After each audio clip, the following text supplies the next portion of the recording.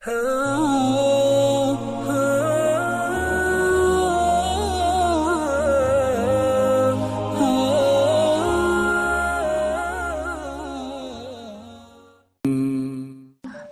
sesuatu yang beresiko, tetapi yang diridhoi Allah ya. Karena kalau beresiko nggak diridhoi Allah kan bahaya. Nggak ada akad berarti dengan Allah. Sesuatu yang beresiko tapi diridhoi Allah. Saya pernah ngebuktiin itu berkali-kali. Menikah. Kok beresiko Ustaz? Nggak punya modal nikahnya. Kan standar pertanyaan paling mainstream tuh kalau mau nikah apa? Dari calon mertua. Kerjanya apa gitu kan ya? Paling mainstream tuh. Kalau saya ditanya kerjanya apa? Belum punya pekerjaan. Terus gimana ngasih makan? Allah yang ngasih makan. Tapi pede jawabnya. Sampai mertua juga. Belum lagi ngeluarin dalil ya. Kan ustadz lah ya. Banyak dalil ya. Ayat, hadis. Banyak lah udah saya kumpulin. Bisa jadi satu buku tuh. Khusus ayat dan hadis untuk melamar. Mudah-mudahan nanti bisa di-share ayat dan hadis. Bahan untuk melamar. Nembak calon mertua lah. Pak itu ada tuh hadis ya. Cuman saya agak-agak ragu nih. Bunyinya kayak gimana tuh. Kurang lebih sih yang pernah saya dengar dari ustadz. Nih hadis sahih loh Pak. Kalau datang seorang pemuda yang baik akhlaknya gitu kan ya. Jangan ditolak. Itu saya pernah dengar, Bapak pernah dengar? Pernah sih. Nah gimana Pak? Saya beres langsung urusan. Masa dia mau nolak hadis kan ya? Ingkar sunnah tuh jadinya bahaya. Duh jangan pakai hadis deh dan segala macam. Nggak mungkin dia ngomong kayak gitu. Nikah tuh nggak punya modal tapi ya bismillah aja lah. Gambling kan. Masa saya mau taat kepada Allah dibiarin telantar kan nggak mungkin. Kan menikah itu untuk taat kepada Allah kan. Gua hawa nafsu. Emang hawa nafsu. Masa nikah nggak pakai hawa nafsu? Ini ada yang keliru di masyarakat kita. Katanya nggak boleh menikah karena hawa nafsu. Bukankah nikah itu adalah solusi buat hawa nafsu? Oh nikah nggak karena Allah tuh, karena nafsu. Nggak berbenturan dua hal ini. Tapi kalau dia menikah karena hawa nafsu dan ingin menghalalkan dengan terhormat hawa nafsu itu namanya karena Allah. Nggak ada cerita karena Allah berarti nggak melibatkan hawa nafsu. Nggak kayak gitu sih bahasanya. Sama kayak kita kerja nih. Lo kerja karena pengen gaji itu bukan karena Allah. Pengen gaji dan karena Allah itu nggak berbenturan. Kenapa kita pengen gaji? Karena kita pengen mendapatkan rezeki yang halal dan menafkahi keluarga. Dan itu semuanya karena Allah. Jadi nggak dibilang, gue jangan mengharapkan gaji, harapkan pahala. Pahala itu salah satunya gaji. Karena pahala dalam bahasa Arab nggak ada pahala, yang ada al-jaza. Al-ajru. Al-jaza itu artinya balasan, al-ajru itu artinya upah. Upah itu bisa dalam bentuk kesehatan, bisa dalam bentuk materi uang, bisa dalam bentuk kebaikan di akhirat, bisa dalam bentuk terhindar dari api neraka, dan seterusnya. Itu al-jaza, al-ajru. Termasuk mendapatkan hak kita dalam sebuah pekerjaan. Nggak masalah mengharapkan, saya kerja di Telkomsel, kenapa? Gajinya gede. Nggak apa-apa. Selama yang kita dapatkan itu halal. Tapi kalau yang kita kejar gaji gede dan syubhat, apalagi haram, itu bukan karena Allah. Termasuk menikah. Menyalurkan, kenapa kamu menikah? Karena saya pengen menyalurkan kebutuhan biologis saya secara halal. Wah, nggak karena Allah nih, nafsu nih. Emang nafsu, emang kenapa? Bukankah Allah mengatakan litaskunu ilaiha? Apa arti litaskunu ilaiha? Supaya tenang, supaya jadi nyaman, gejolak di dalam diri kalian dengan cara kepadanya. Itu bahasa. Dan di Al-Mu'minun juga dikatakan, walladzina hum li furujihim hafizun. Kalau nggak bisa hafizun, maka dia salurkan. Gimana cara nyalurinnya? 2. Illa ala azwajihim. Yang kedua nggak usah dibahas. Yang satu aja. Illa ala azwajihim, kepada istri mereka. Bukan istri mereka, istri-istri mereka. Illa ala azwajihim. Kalau dia menyalurkan dengan cara yang lain selain yang dibolehkan kayak gitu, kata Allah, faulaika humul adun.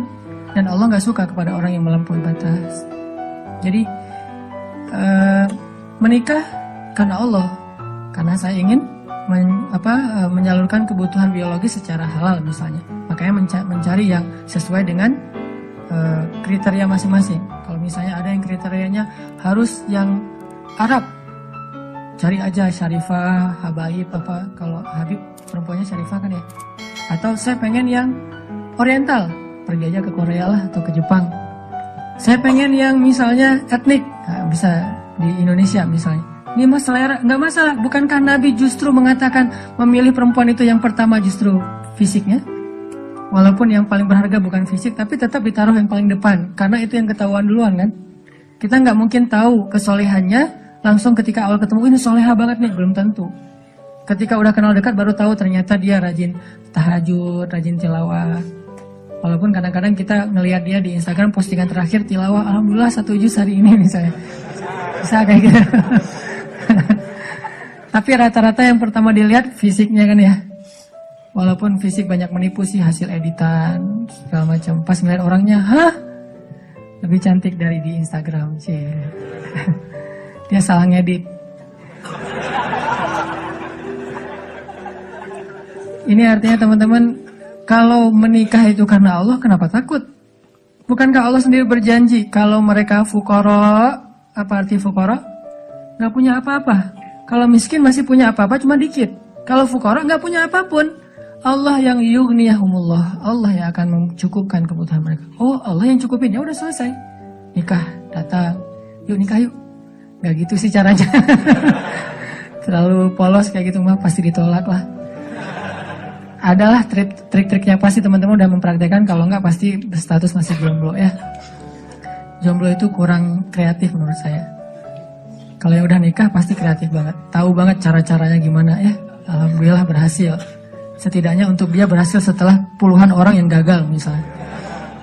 Kalau yang jomblo nih kayaknya harus latihan nih, belajar kepada yang udah nikah, nanti di kantor sambil istirahat sharing deh. Gimana dulu lu nembak calon istri? Gitu aja. Gimana gitu aja, tahajud dulu. Ya Allah yang membolak-balikan hati. Hati dia memang ada di dalam tubuhnya, tapi pemiliknya bukan dia, tapi engkau ya Allah. Setahu saya nih, dia kayaknya hatinya ke si fulan. Dah saya mah gak bisa kecuali dia. Ya Allah, ya Allah, ya Allah. Akhirnya berhasil. Dan saya ngebuktiin itu banget. Saya sering bilang, saya itu bukan tipe istri saya loh. Sangat bukan tipe istri saya. Ada 4 hal yang pantang buat istri saya. 4-4-nya ada di saya. Subhanallah. Kok bisa berhasil? Ustaz.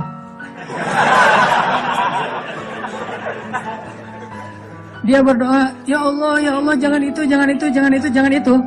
Saya cuma berdoa sekali, ya Allah, please yang itu.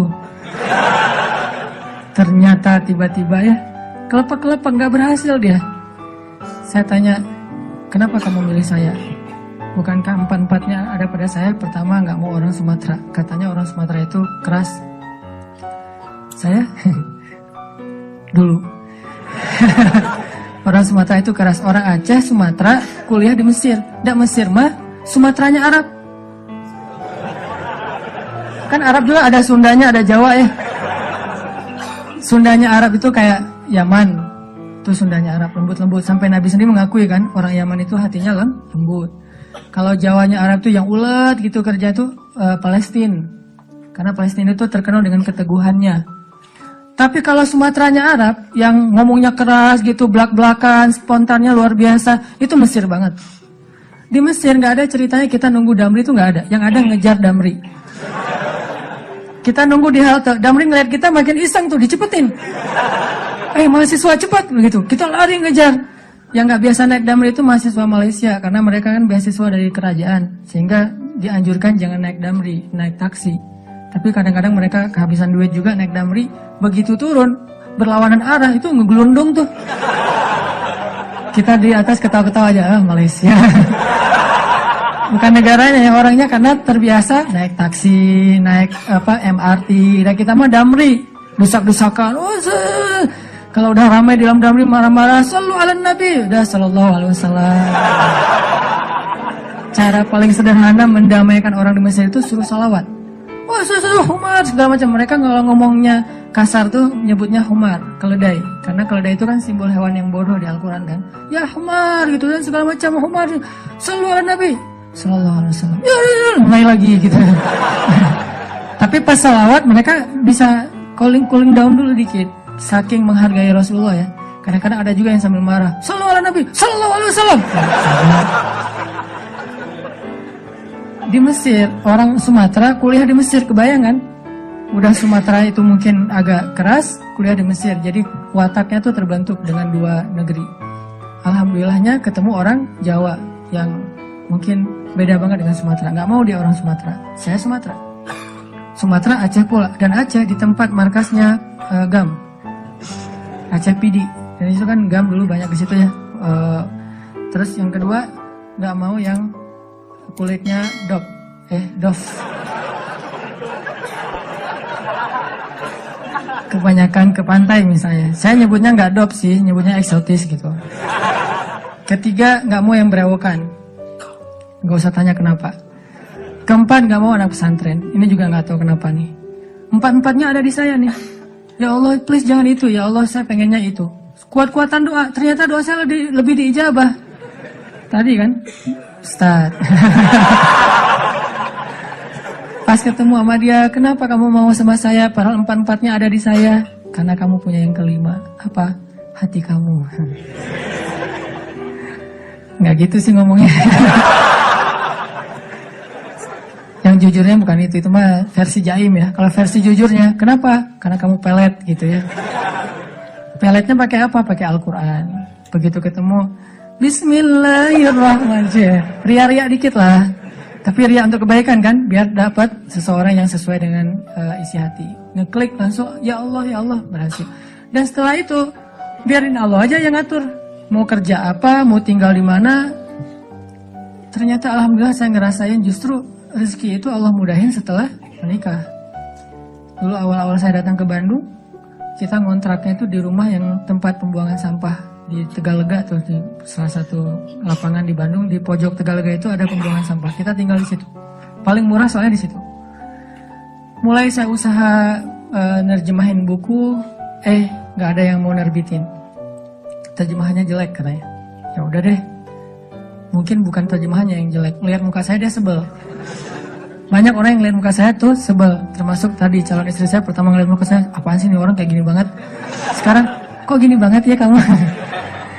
Tuh, terjemahin buku nggak bisa. Akhirnya saya nulis buku sendiri karena nggak bisa nerjemahin, nulis aja sendiri. Capruk aja pokoknya, nulis apa yang bisa ditulis. Ditaruh ke penerbit juga nggak ada yang mau nerbitin. Ada satu-satunya penerbit yang mau nerbitin, katanya royaltinya sedikit banget dan bayarnya setahun sekali. Bayangin, royalti setahun sekali. Sedikit sekali lagi tuh. Akhirnya saya terbitin sendiri. Jadi penerbit, jadi direktur, jadi penulis, jadi kuli. Angkat buku pakai kotak Marlboro, lintasin Jalan Soekarno-Hatta, ngirim ke Sumatera, Kalimantan. Pelan-pelan akhirnya usaha nambah dari penerbitan ke jual pulsa. Jadi saya dulu pernah jadi vendor gitu sih, bahasa kerennya, vendor Telkomsel gitu ya. Saya tuh jual pulsa, ada 60 cabang pulsa di Bandung sebelum ada di Alfamart dan Indomaret. 60 cabang pulsa. Terus nambah lagi ke jual beli mobil second. Beli, jual. Dikira orang kaya banget, padahal gonta-ganti aja karena emang dijual. Tapi yang harga murah di bawah 100 juta, bukan yang mobil-mobil mahal. Terus coba-coba di properti. Ternyata Allah mudahin setelah menikah. Karena kenapa? Allah yang janjiin. Allah nggak mungkin ingkar janji. Gambling dikit lah di awal. Tapi di tengah dan di akhir kita akan ngelihat banget gimana Allah nunjukin kebenaran janji-janjinya.